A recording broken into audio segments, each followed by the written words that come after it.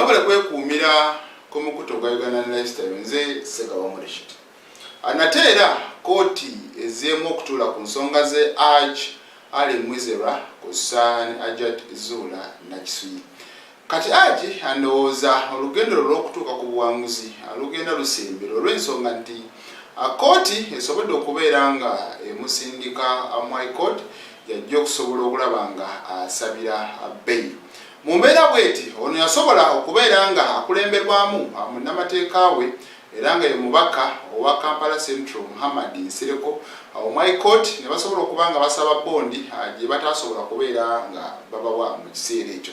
Kati ku mulundi guno eno era basobodde okubeera nga munnange babasomera musango ki nga kigambibwa okuba nti Haji yakabasanya omwana atanneetuuka era nga kinene mbu yakikola wakati w'omwezi ogwokutaano n'omwezi ogw'omwenda guno omwaka gwe tulimu gwennyini 2024 era ng'omwana ono munnange yatusibwako mbu ekikola kineeno ekintu Anisha.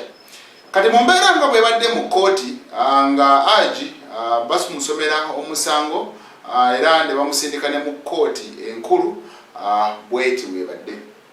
Ebifaananyi ebyakubwa mu kifo abakolebwa omusango,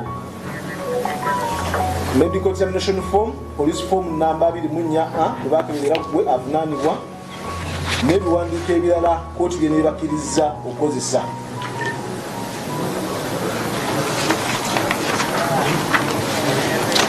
So accused person, have you understood what has been read to you?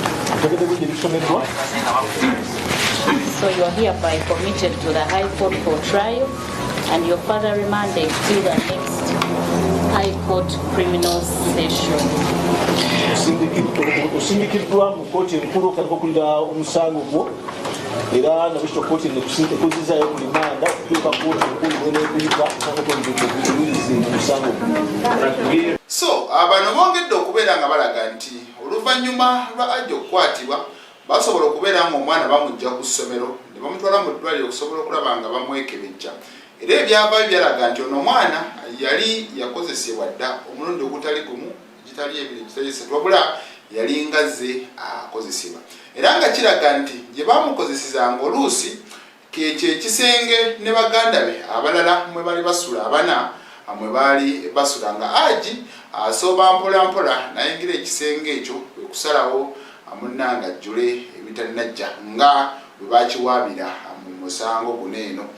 Kati mu mbeera nga bwe badde ku kooti ebadde ya bunkenke olw'ensonga nti Haji alina abawagizi be bangi nnyo okusinga ku Ajat Zula.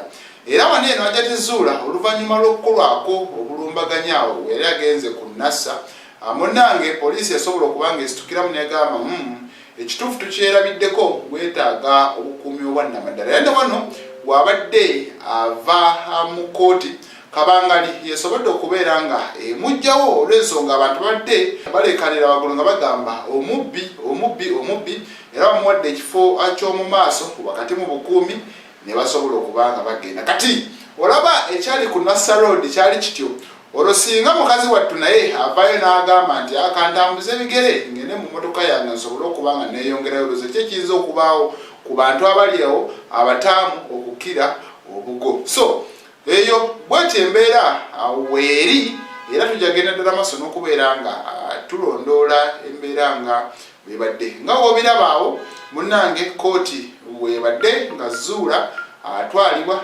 ate ne Haji nasobola okubeera nga addizibwayo mu kkomera ekigo. Ku mulundi guno eno tebawadde bannamawulire mukisa kubeera nga bamubuuzaako ebibuuzo ebimu n'abo abantu okubeera nga bamubuuzaako nga wekyali walire mu High Court kussa n'omulundi ogwasooka.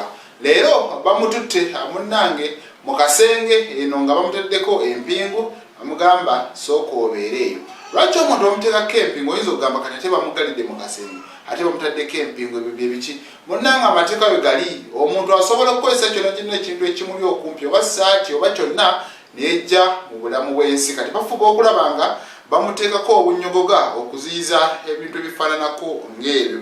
Ensonga bwetyo bwekyali naye tulindiridde atukakase tumanye ekituufu Haji omusango yagukola oba bamuwaayiriza buwaayiriza. Abyebyo sofa nze Ssegawa Rashid.